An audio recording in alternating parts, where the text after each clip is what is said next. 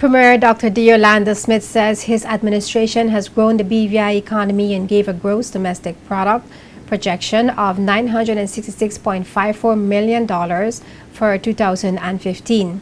In his May 4th territorial address, the Premier said the territory's reserves now stand at $44.6 million. I reminded you that by accepting the short-term pain in favor of the long-term gain for a year or two, we would be much better off, and time has proved me right. I announced in my last budget address that after 3 years, the BVI returned to positive growth in 2013, with gross domestic product, which simply means the sum total of all economic activity that takes place in the territory, increasing from $909.4 million in the previous year to $923.2 million. This bears repeating, ladies and gentlemen. After 3 years, the BVI report returned to positive growth in 2013, with gross domestic product increasing from $909.4 million in the previous year to $923.2 million, with projection for $966.54 million in 2015. I clearly recall the decision to tighten our belt and grow the reserves. Some were saying we should spend freely, not save. But I knew that without the reserves, that is 3 months' worth of operating expenses, we would never be able to borrow as much as a penny without first seeking the permission of Her Majesty's government.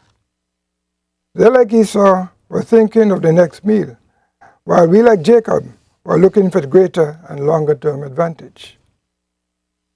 Without those reserves, which now stand at $44.6 million, we would have lost the ability to be masters of our own destiny. That was unacceptable to me. Ladies and gentlemen, I could never put you, the hard-working men and women of the BVI, in that compromising position. That is not who we are as a people. We are a proud people. We are strong and resilient. Noting that the National Democratic Party administration inherited a deficit that they turned around in just 2 years, Dr. Smith said his government has performed beyond expectations.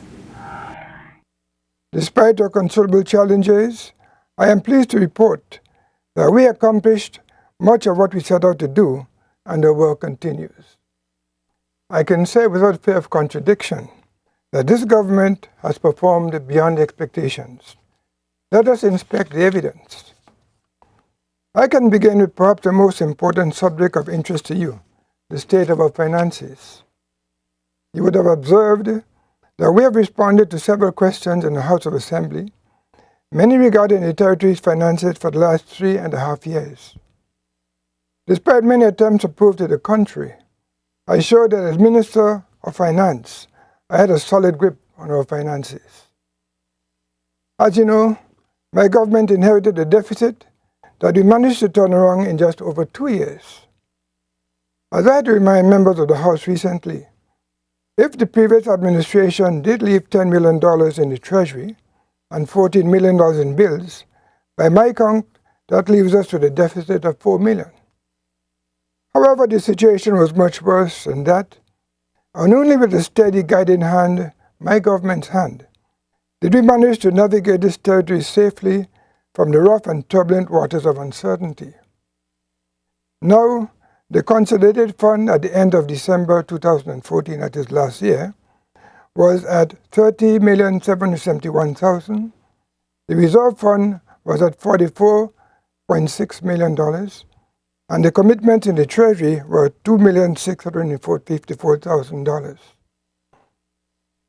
I reminded you that by accepting the short-term pain in favor of the long-term gain for a year or two, we would be much better off, and time has proved me right. The finance minister said government provided $1.2 million in financing to assist local businesses in getting started or in reorganizing themselves in 2014 through the National Bank of the Virgin Islands. BVI Islanders are doing well as business owners. As we all know, small business is the backbone of economic development in any society, including the BVI. This government has therefore used every opportunity to prepare our people, and especially our younger people, through training in business development and techniques to become more efficient and productive. The National Business Bureau was the vehicle to promote these activities, but was left to die when we left office. On assuming office in 2011, my government immediately set about reviving the National Business Bureau, and today I am very proud of its accomplishments. Last year, through the National Bank of the Virgin Islands, we provided financing to assist local businesses in getting started or in reorganizing themselves.